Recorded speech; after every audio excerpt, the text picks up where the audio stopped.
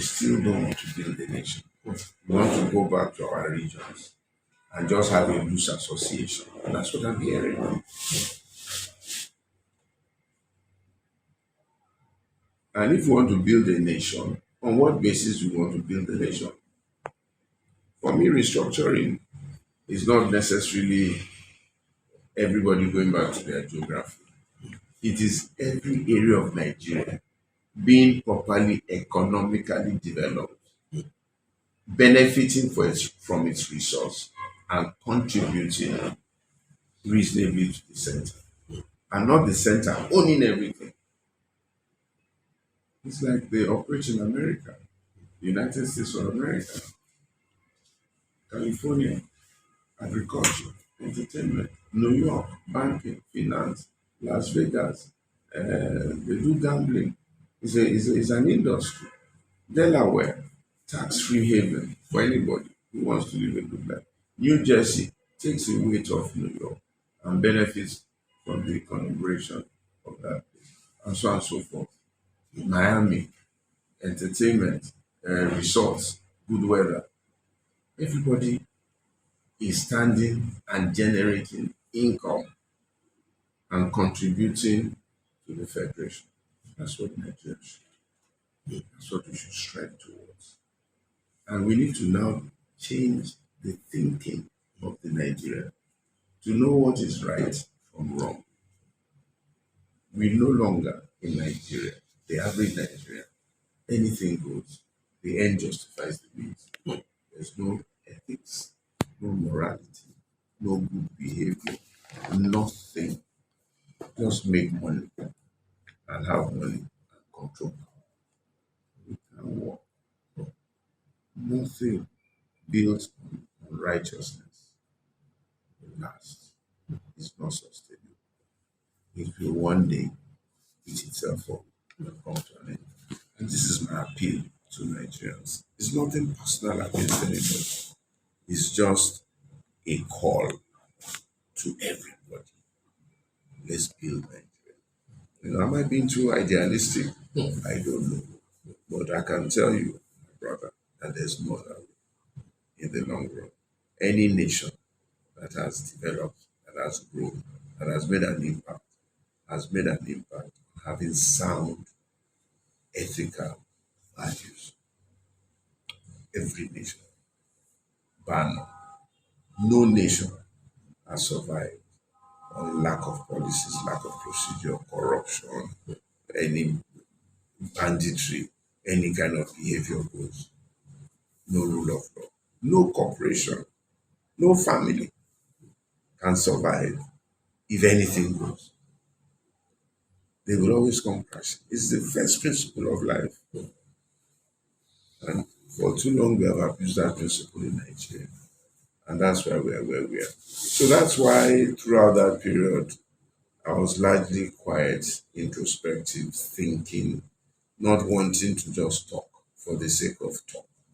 But whenever I talk, I want my conversation to make sense from deep introspection and thought because I truly love Nigeria. And I truly want Nigeria to be great. I want nothing from Nigeria other than to give to Nigeria and make Nigeria great. That's all. And work with as many as are willing to share their toga of selfishness and contribute to a better Nigeria. Were you part of the electoral process at that time? The two elections? Part of it in I mean, in terms of voting or having a choice and all of that. Yes, I went out to my polling booth on both days. It was reasonably peaceful in my polling booth. The people were mature. The people around the area organized themselves. Nobody misbehaved. I voted. I left. Then I went back, sent my assistant back, at least in the first election, to go and watch the counting and to record the outcomes. The second one, I didn't bother myself. When Because I had seen the tone that the party in power had set. And that night I was traveling anyway. And I knew already what the outcomes would be. I dreamt about it and I'd seen the tape. So I knew that it was going to go the way it went because of the sheer force and determination of the party in power. So I left it. I left it and I said, well, let us see what the all outcomes But what would you have preferred with the benefit of hindsight? will be. I'd have preferred an idealistic fair play. I'd have preferred if INEC played the rules. I'd have preferred if each party had a robust and healthy campaign and not begin to use tribal sentiments, intimidation of all sorts.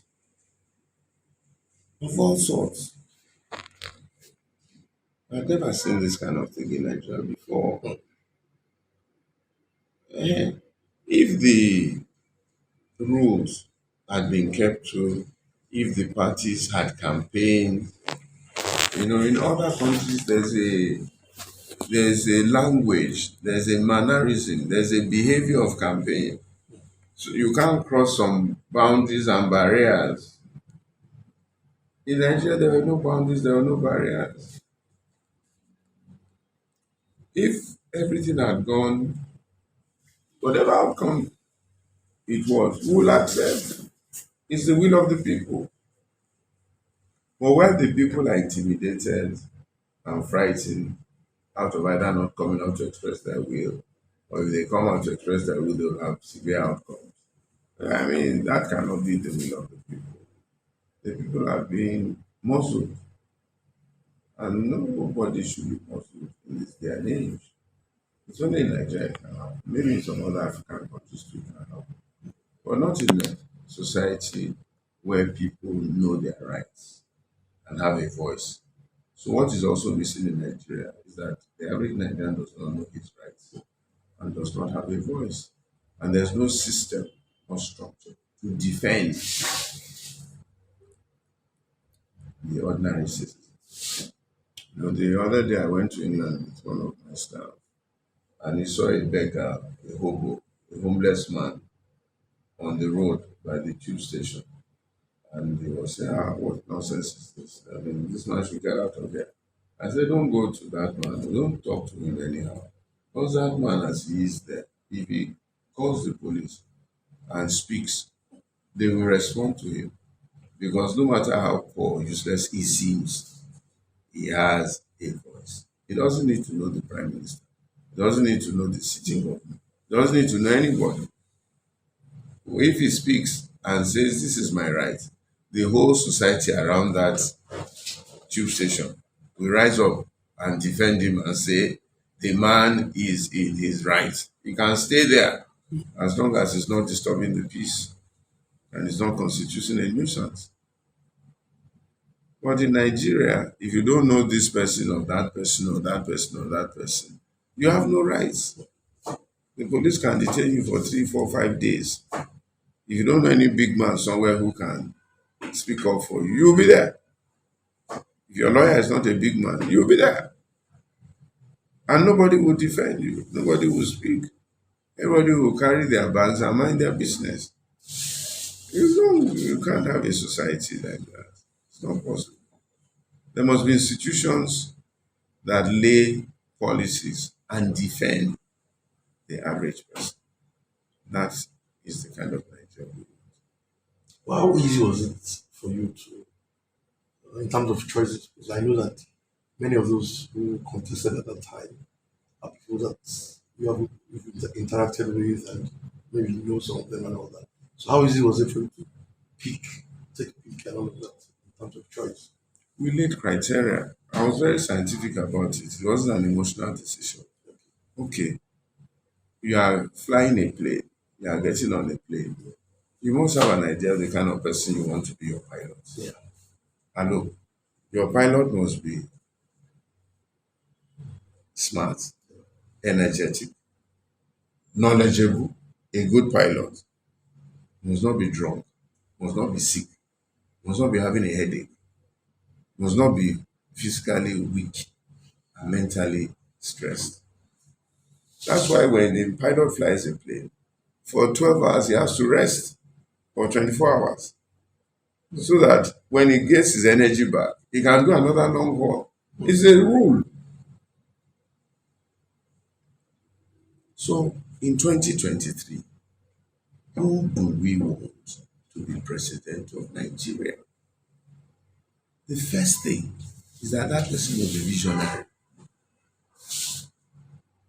He must have an idea of where he's taking Nigeria to, what his economic policies are, blah, blah, blah, in his manifesto. Okay, most of the parties have the same kind of manifesto, no problem. Which one do you believe is being sincere or just giving you a document? That's criteria number two. And number three, the person must be energetic, young enough, capable enough, can run around. Number three, the person must be healthy, in a good physical state of health, because the job is very demanding. You can't have a 60, 70-year-old playing center forward for Arsenal. No matter how experienced he is. You saw Pele when he died. He could barely walk. You now put him back in Santos or Brazilian first 11 to say because Pele is a great player, he should go back and play number 10 in 2023. Can't walk. Third or fourth, the person must not be corrupt, because there's a cost to corruption. The first cost of corruption is that it denies the environment development.